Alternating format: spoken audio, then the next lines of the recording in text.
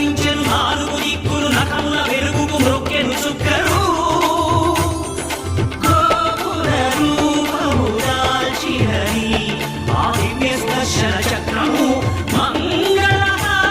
మంగళహారతులిచ్చినది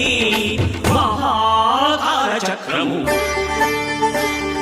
శ్రీకర శుభర ప్రణవ స్వరూప Lakshmi